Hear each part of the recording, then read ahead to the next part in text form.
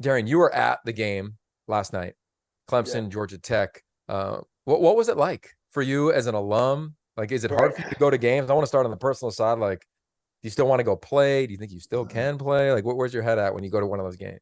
Yes, I'm like fresh to remove. Got a little stint in the league, and then it just didn't materialize anymore. So I don't really have. I feel like I had a great college career as far as I was there for 6 years. So I feel like I milked everything out of Clemson. I redshirted, played for it, came after the COVID year. It was a part of a lot of big time moments. And so when I'm in the stands, I'm just more so like, you know what? I've earned the right to be here. I'm chilling. I'm wishing my little brother success. And so it really is interesting sitting in the stands because you realize how many people do not know football. I'm sitting there, bro. Here's one thing. It's one thing to have an opinion and just be emotional about everything. You're just emotional because you're like, oh man, I want to be better, or you're excited. That's cool. It's one thing to have an opinion and you have no concrete, logical thought behind what you're saying. I'm like, bro, do y'all even know what you're watching? They're just critiquing everything. It's the offensive play call. That's the quarterback, whatever. And I'm like, this y'all idiots. But it was a great experience. It was definitely a rocky start, and it was looking very unpromising and looking a lot like a replay of some of our darker moments last year. But the boys rallied back. Applaud Coach Sweeney. I mean, he's a wise man. This ain't his first rodeo with quarterback situations.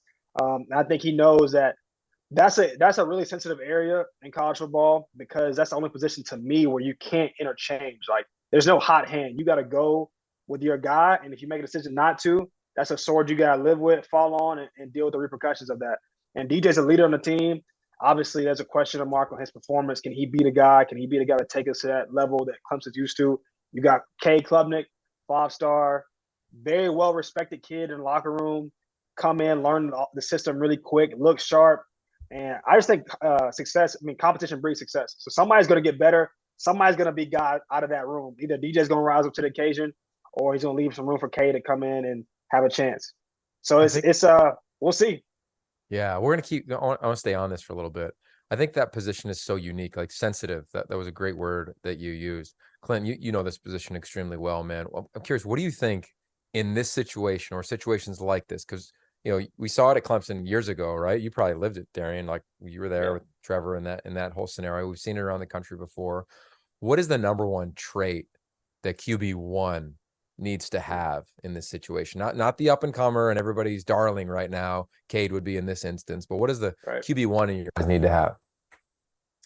Yeah, look, I don't care if it's a young kid or if it's DJ. I mean, he got to be an alpha. Like I don't think it's difficult to play quarterback anywhere in the country at any level of college football if you're not an alpha. But I think it's tenfold more difficult. Alpha. Define alpha. A genuine, sincere, authentic leader of men.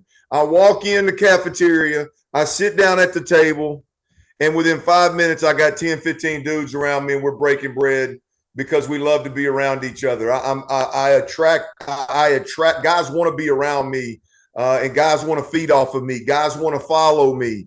I don't put in any special effort to lead. I naturally, genuinely and sincerely just draw people to you and they want to follow you. I think it's not something you can try to be. You either got it or you don't. And I just don't think you can walk into a place like Clemson. As I said, I don't think you can. I think it's hard to play the position if you're not an alpha anywhere. But when you start talking about the top 10 programs in America that are full of alphas, whether they're offensive linemen or defensive linemen or DBs or wide receivers, it's magnified times 10. And so I think if you put me in a corner and said, okay, give me one thing that dude has to be, I think he's got to be an alpha.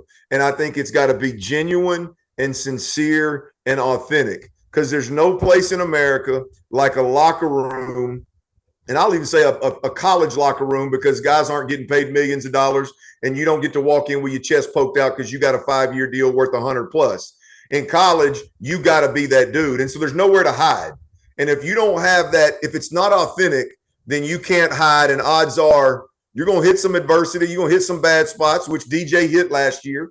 And if he ain't that alpha, if he ain't that dude, the locker room's going to sense it. They're going to smell it out. And the young fella's going to get an opportunity. It's all, to me, it's all about who that alpha is. Yeah, I think it's interesting. I just I wrote a book around quarterbacks this summer. It's called 5-Star QB. So we dove into that position, and what I've learned and what I believe is that position is so tightly tied to the head coach that I think in a situation like this, Darren, it's about the head coach also positioning you, right? Whether he's teeing you up, because right now I think it's that funny, funky time, right? What is it? Furman, La Tech, and then here comes Sam Hartman. Thank God he's coming back. By the way, major props I to him for know. Wake Forest. Salute. Seriously. Salute indeed. Yeah, that was the best news of the week so far in major college football. But I say that like I'm so intrigued to watch your former head coach manage this, because I think this is all about management, especially around the locker room and even the early play calls in a game, like getting that, whether you want to call it the it factor or you want to call it alpha, whatever you want to call it. I love that you defined it, Clint, because I think the young quarterbacks watching might think alpha means loud, which is not what it means. Right? And I loved your description of it. It's you walk into the room, people feel your presence, and you elevate those around you. And I'm really excited to watch, because they might roll in these two games and they might play the young guy bunch. Right. So then, like, how are you managing it? Are you just breeding pure competition, or is there, I think this situation, because this team is good, I think there's management around it versus screw it, man. Let's let the best guy win and that's it. I think Clemson is in too big of a spot to just let that. Yeah, and I would say just to his point, I think he's spot on with like the characteristics of a quarterback. But I would say in this particular position, if DJ doesn't win the job, it won't be because he doesn't have that trait. I think it'd be because of his performance. Because I think DJ, I mean, like you look at like, to me, you look at the way Coach Swinney's had his back this summer. Like a coach could have easily like not talked him up or like had his back. He could have like left it open, even immediate wise for a young kid to come in.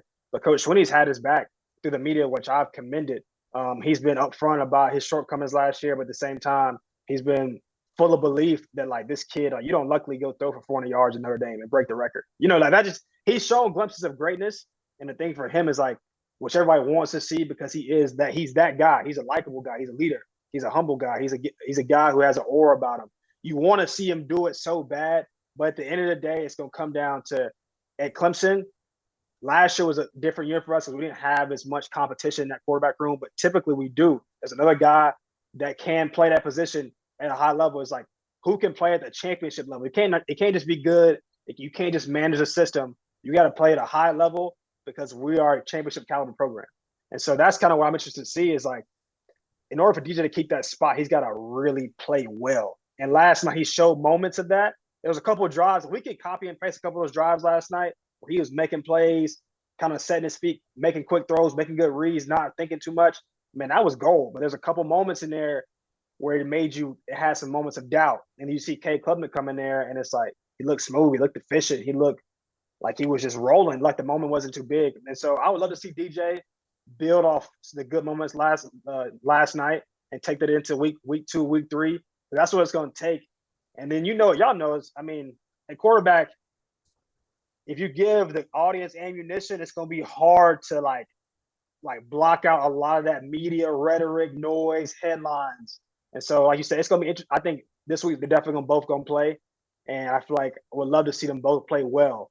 I think it'll be really tough if one plays, especially the backup plays a little better than the starter. So we'll see. What's going on, guys? Rob Doster here, the founder of the Field of 68 and the Field of 12 Media Networks. I wanted to take a quick minute to let you guys know about an exciting new project that we have been working on for the last 3 months. The Almanac, an all-encompassing preview of the 2022-23 college basketball season. We spoke with every single Division I head coach to give you a robust and accurate preview for all 363 Division I college basketball teams.